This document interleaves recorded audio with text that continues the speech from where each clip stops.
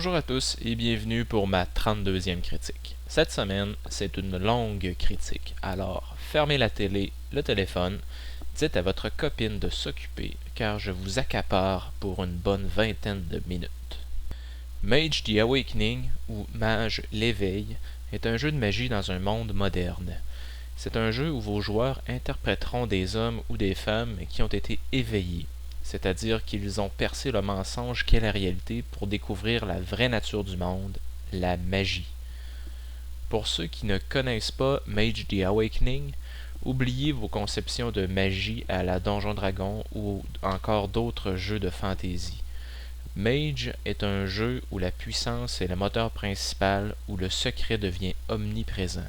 Vulgairement, c'est un jeu pour mégalomanes paranoïaques. Donc, d'un côté, vous avez des joueurs qui vont jouer avec de la magie. Ils auront un avantage sur tout le monde. Ils pourront devenir des demi-dieux s'ils veulent. De l'autre côté, vous avez leur côté humain, les émotions, la raison. Entre les deux, vous avez la sagesse. C'est là que se livre le combat entre le mage et lui-même. Peut-il avoir assez de sagesse pour contenir son hubris et devenir meilleur? Transcender sa nature humaine avec harmonie pour rejoindre le monde supernal? Seulement vos joueurs apporteront une réponse à ces questions. Mais il ne faut pas sauter d'étape. Avant toute chose, je vous explique le métaplot, la grande histoire derrière l'éveil des mages. Je vais essayer d'être le plus concis possible. Dans un passé mythique, il existait sur une île une grande montagne. Sur les flancs de cette montagne séjournaient des dragons. Avec le temps, les dragons ont quitté, et la montagne a lancé des appels à l'humanité endormie. Certains humains entendirent cet appel et, motivés par des promesses, ils migrèrent. Ils arrivèrent jusqu'à l'île et découvrirent le premier secret de la magie, et de par cette magie créèrent la magnifique cité nommée Atlantis.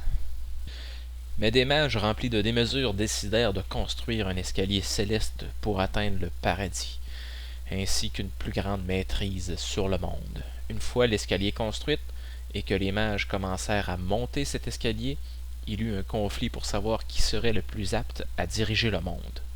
Au cours de ce conflit, l'escalier fut détruite. Cette destruction sépara la terre, le monde déchu et le monde supernal. Entre les deux, un gouffre nommé les abysses. Le monde déchu est un monde des hommes, du quotidien, et les mages ont compris qu'il était un mensonge. Le monde supernal est le monde de la vérité, le monde d'où origine la magie. Ce monde est dirigé par les exarques, des mages puissants qui ont réussi l'ascension de l'escalier céleste avant sa destruction. Les exarques souhaitent effacer de la mémoire l'existence d'Atlantis et la connaissance de la magie. De cette façon, ils seraient les dirigeants suprêmes de la réalité. Les exarques sont devenus divins et agissent dans le monde déchu par l'entremise d'agents. Mais certains s'opposent au règne des exarques. Ils sont au nombre de 5 et se nomment les oracles. Eux aussi ont réussi l'ascension de l'escalier céleste. Chacun d'eux a construit une tour de guet dans le monde supernal. Ils utilisent ces tours pour appeler l'humanité du monde déchu vers le monde supernal. Chaque homme qui visite une tour de guet devient un éveillé et peut pratiquer la magie. Sa vie en est alors complètement changée. Bon, comme vous pouvez le constater, j'ai pas mal raccourci l'histoire, sinon je pourrais vous la raconter jusqu'à demain matin.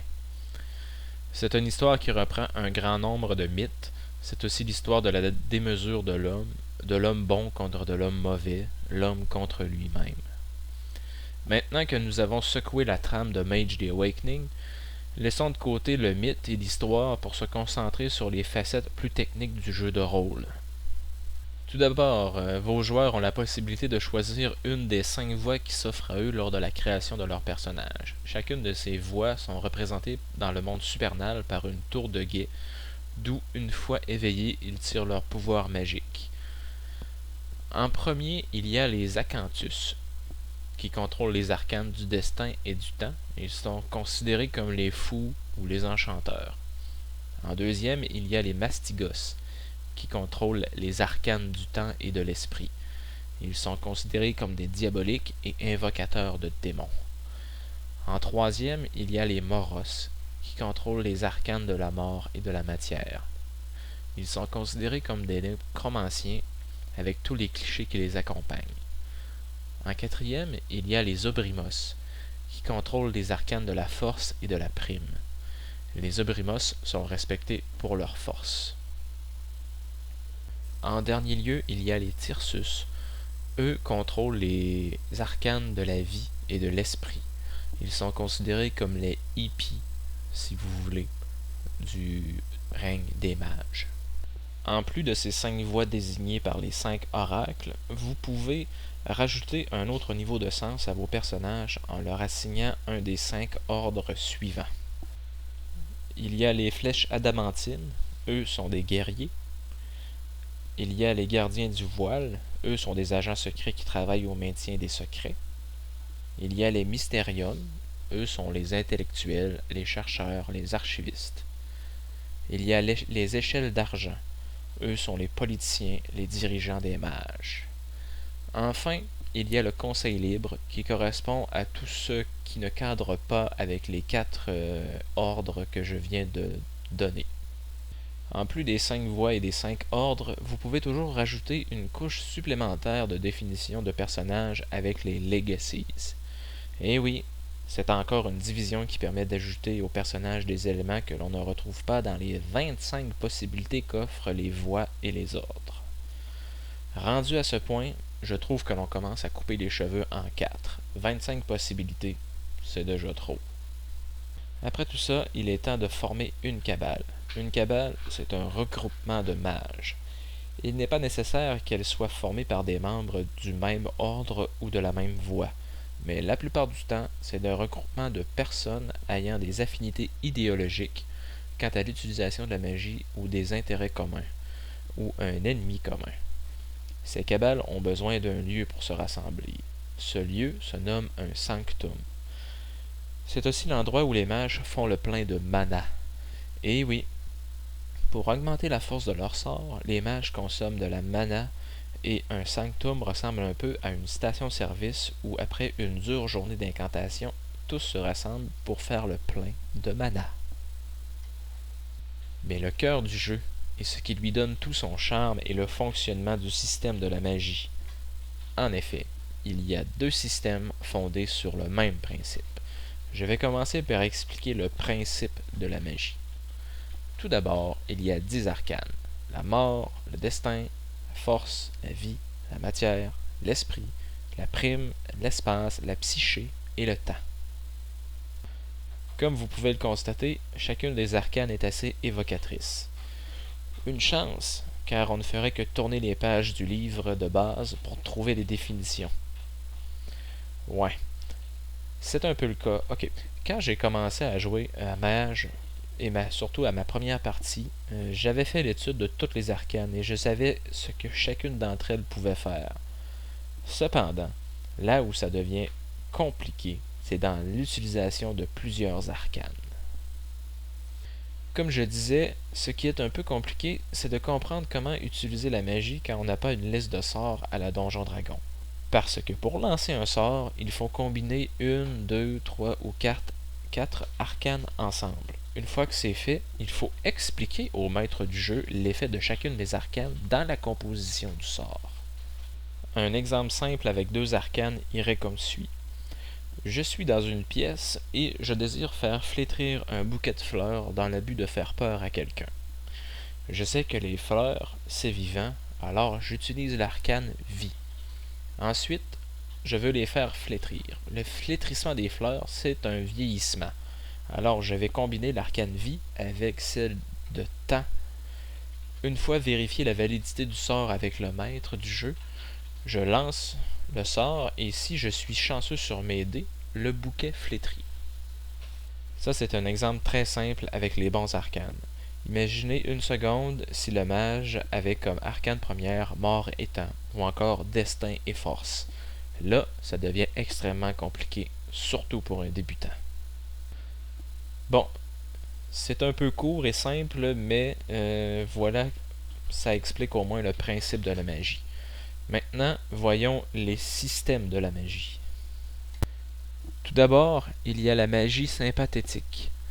C'est un grand mot pour parler de l'utilisation de la magie on the spot, si vous me permettez l'expression. Il y a tout un calcul et agencement de règles à faire, mais au bout du compte, cela permet de déterminer si le mage est assez fort pour lancer un sort. Et je dois dire que la magie sympathétique, c'est pas pour les fillettes, car le nombre de dés de pénalité imposés par un sort lancé sur une personne qui n'est pas dans notre champ de vision ou encore un inconnu devient très vite astronomique. Je vous donne un exemple. Je suis un mastigos de l'ordre des gardiens du voile. Je possède 2 points dans l'arcane psyché et 2 dans l'arcane espace. Je désire ouvrir une fenêtre de vision au-dessus d'un homme que j'ai vu à la télévision. Pour lancer mon sort, j'ai un total de 4 dés pour mes 2 points en psyché et en espace. Voilà que commence les soustractions.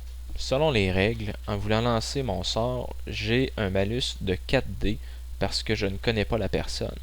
Et si j'ai un maître du jeu pas gentil, un autre malus pour la distance. Par contre, cette manière de lancer des sorts devient très intéressant quand le personnage est à un niveau supérieur et qu'il possède des rituels nécessaires pour augmenter la force de ses sorts. Le deuxième système est ce qu'on appelle les rotes. R-O-T-E. Ce sont des sorts que les personnages ont appris durant leur formation. Ils ont appris si bien qu'ils peuvent les lancer en combinant un arcane, un attribut et une compétence. Pour les personnages débutants dans la carrière de mage, ça devient intéressant, car dès le début, on a un total de 6 ou 7 dés pour lancer un sort.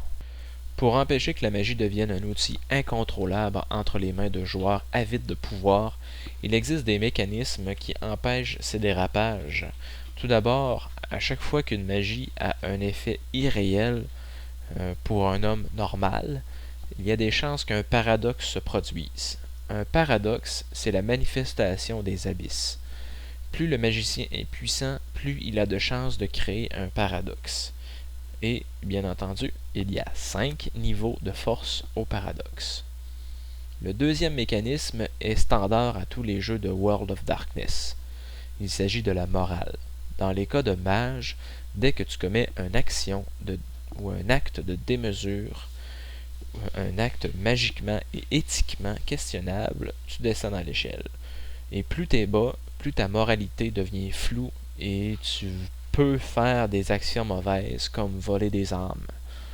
Pour les joueurs de World of Darkness, vous connaissez ce système, alors j'en dis pas plus. Donc, qu'est-ce qui caractérise ce système? Le principal avantage est de permettre des agencements magiques presque infinis. C'est aussi son principal problème. Ces mêmes agencements peuvent être tellement difficiles à faire et à imaginer qu'un joueur aura besoin de l'aide continuelle du maître du jeu pour contrôler ses arcanes. C'est aussi un système de magie à double tranchant pour le maître. D'un côté, s'il ne fait pas attention, des personnages n'ayant pas de grandes capacités magiques frustreront les joueurs et diminueront leur intérêt pour ce jeu. Et de l'autre côté, des personnages avec des super pouvoirs pourront débalancer une aventure en 10 minutes, avec comme conséquence le même désintéressement et une surenchère de la part du maître. Bon, maintenant, avec tous ces pouvoirs, qui peut arrêter les mages? Bon, est-ce que des simples mortels peuvent faire la différence? Peut-être. Mais pour les vrais antagonistes, il y a les Seers of the Throne. Les Seers sont les agents dans le monde déchu des exarques. Ensuite, il y a mes préférés, les Banishers. Ceux-ci sont des mages qui se sont éveillés à la magie, mais leur réveil fut traumatisant. Alors, ils se sont jurés de débarrasser le monde des mages. Il y a aussi les chasseurs de sorcières. Ce sont des humains qui, par accident, ont découvert que le monde n'est pas ce qu'il semble être et ont pris les moyens pour régler ce problème. Les chasseurs de sorcières ont leur propre gamme avec Hunter de Vigil. Mage the Awakening est un très bon jeu de rôle qui laisse aux joueurs une grande responsabilité. En effet, au lieu d'infantiliser vos joueurs par le respect des règles du jeu, Mage donne la possibilité aux joueurs de repousser ces limites en leur accordant carte blanche dans la manière de gérer les effets magiques. Juste pour ce point, ce jeu vient d'entrer dans mon top 5. Par contre, et là c'est la principale critique que je peux faire à ce jeu, c'est qu'il se prend trop au sérieux. Pas dans le livre de base comme tel, mais dans les suppléments de la gamme. Des suppléments comme Tome of the Mysteries ou encore Tome of the Watchtower, où j'avais l'impression de lire du Heidegger en version anglaise, sans dictionnaire. Les auteurs de ces livres ont une façon de baragouiner des concepts nuageux et transparents qu'on peut se demander s'il y a eu chez White Wolf un travail d'édition. Et j'ai souvent eu des prises de bec avec un de mes amis en essayant d'expliquer comment Tome of the Mysteries était une logorée débordante. Ne vous en faites pas, je n'ai pas réussi à le convaincre. Peut-être est-ce parce que je n'ai pas l'esprit aussi pénétrant que lui pour ce genre d'ineptie. Et bien voilà, c'est terminé. J'espère que vous pouvez comprendre que j'ai décidé de critiquer certaines facettes de Mage the Awakening, car si j'avais pris point par point l'ensemble du livre de base de 400 pages, je pense que ça m'aurait pris une semaine pour tout décortiquer et en faire la critique. Mais ne vous en faites pas, il y a bien d'autres critiques sur Internet qui vont décrire d'autres facettes que j'ai laissées dans l'ombre. Eh bien, c'était ma 32e critique. J'espère que vous avez apprécié. Merci de m'avoir écouté jusqu'à la fin cette fois-ci et à la prochaine.